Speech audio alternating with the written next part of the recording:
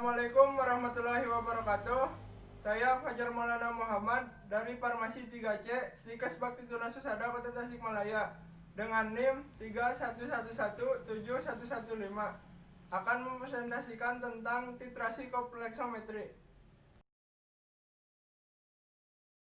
Definisi titrasi kompleksometri. Kompleksometri adalah suatu analisis volumetri berdasarkan reaksi pembentukan senyawa kompleks antara ion logam dengan zat pembentuk kompleks atau ligan. Ligan adalah suatu unsur yang memiliki pasangan elektron bebas untuk didonorkan pada logam. Ligan yang banyak digunakan adalah dinatrium etilen dianida tetraasetat atau Na2-EDTA. Ini struktur EDTA. Pada reaksi ini terbentuk kompleks dengan ion logam, dengan senyawa EDTA ini sebagai ligannya. Yang selanjutnya, EDTA.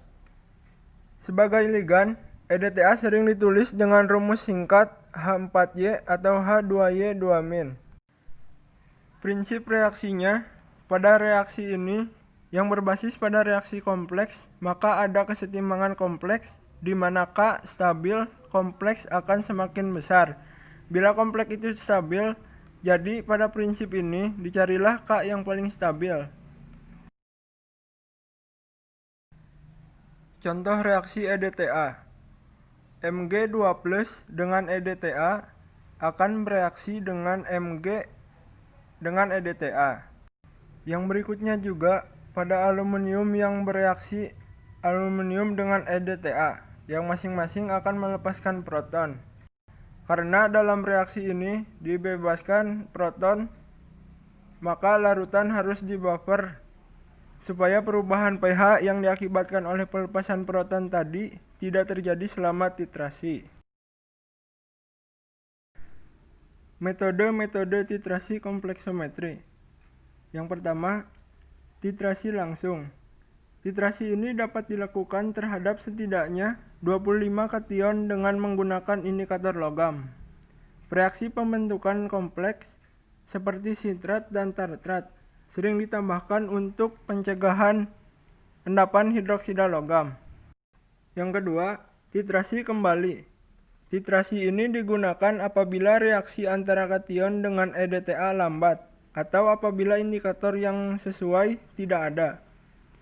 EDTA berlebih ditambahkan berlebih, dan yang bersisa dititrasi dengan larutan standar Mg dengan menggunakan kalmagnet sebagai indikator.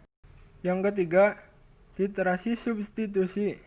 Titrasi ini berguna bila tidak ada indikator yang sesuai untuk ion logam yang ditentukan. Sebuah larutan berlebih yang mengandung kompleks Mg EDTA ditambahkan dan ion logam, misalnya M2+, menggantikan magnesium dari kompleks EDTA yang relatif lemah. Yang keempat, titrasi tidak langsung. Titrasi ini beberapa jenis telah dilaporkan, antara lain penentuan sulfat dengan menambahkan larutan baku barium berlebihan dan menitrasi kelebihan tersebut dengan EDTA. Yang terakhir, titrasi alkalimetri dengan menambahkan larutan Na-EDTA berlebihan kepada larutan analit yang bereaksi netral. Ion hidrogen yang dibebaskan dititrasi dengan larutan baku basa. Indikator kompleksometri yang sering digunakan adalah zat warna yang dapat membentuk kompleks dengan ion logam yang berwarna pada daerah pH tertentu. Misalnya, Ariochrome Black Tea untuk penentuan konsentrasi Mg, Silenol Orange untuk penentuan konsentrasi Bi, Calcein untuk penentuan konsentrasi Ca, Murexide untuk penentuan konsentrasi Ca. Perhitungan titrasi kompleksometri. Di sini ada tabel hasil pengamatan. Pengamatan ke-1 A dan B, hasil VNA2-EDTA-nya yaitu 2,2 mili dan 2,3 mili. Pengamatan kedua A dan B, Hasil VNA2-EDTA-nya 5,4 mili sama 4,9 mili. Pembuatan larutan kalsium klorid. Kalsium karbonat sebelum di oven yaitu 0,4 gram. Kalsium karbonat setelah di oven yaitu 0,3986 gram. Menghitung M kalsium karbonat menggunakan rumus gram per mr. Dimasukkan ke dalam rumus kalsium karbonat setelah di oven yaitu 0,3986 gram dibagi 100. Hasil dari M kalsium karbonat yaitu 0,003986 mol. Perbandingan koefisien perbandingan mol dikali kalsium karbonat.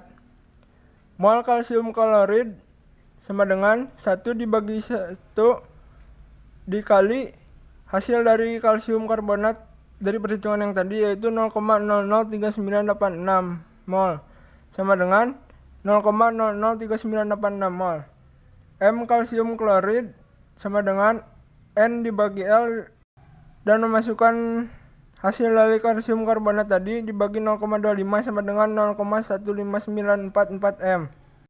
Persamaan reaksinya, kalsium klorid plus 2HCl akan bereaksi menjadi kalsium klorid plus H2O plus CO2. Pembakuan Na2-EDTA dengan kalsium klorid menggunakan rumus V1 dikali M1 sama dengan V2 dikali M2. V kalsium klorid dikali M kalsium klorid sama dengan VNA2-EDTA dikali MNA2-EDTA. MNA2-EDTA sama dengan 10 mili dikali hasil perhitungan M kalsium klorid yaitu 0,15944 M dibagi hasil pengamatan yang pertama A dan B yaitu 2,2 mili plus 2,3 mili. Setelah dikalikan hasilnya 0,15944 dibagi 2,25. Setelah dihitung, hasil dari MNA2-EDTA adalah 0,07086 M. Syarat-syarat yang harus diperhatikan. Yang pertama, kompleks yang terbentuk harus stabil. Kestabilan makin besar, maka kompleks makin stabil. Yang kedua, reaksi yang terjadi harus kuantitatif sehingga dapat diukur. Yang ketiga, tidak mempunyai reaksi samping bila memiliki 2 atau lebih tingkat keseimbangan reaksi, maka perbedaan antara K stabilnya harus cukup besar. Yang keempat, pembentukan kompleks tidak terlalu lama. Kompleks yang terbentuk tidak boleh mengendap. Yang kelima, ada perubahan nyata yang dapat diamati, baik dengan indikator visual maupun dengan potensiometri. Yang terakhir, adanya indikator yang dapat menunjukkan perubahan tersebut dan bekerja pada kondisi yang sama dengan reaksi kompleksasi yang terjadi. Kegunaan titrasi kompleksometri. Yang pertama, untuk penetapan total kesadahan air. Pada umumnya, kesadahan jumlah air disebabkan oleh kandungan garam, kalsium, atau magnesium.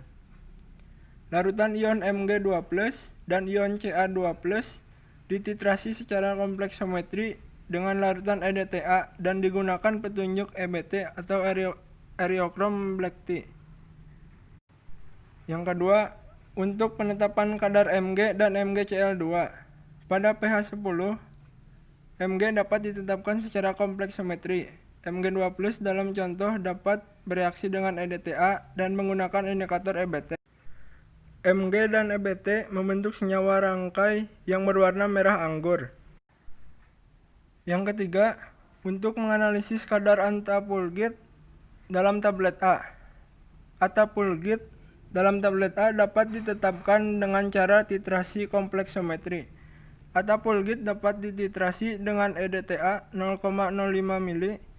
Dengan indikator EDTA akan menghasilkan titik akhir berwarna biru kecoklatan. Terima kasih atas perhatiannya. Semoga bermanfaat. Mohon maaf apabila ada kesalahan. Assalamualaikum warahmatullahi wabarakatuh.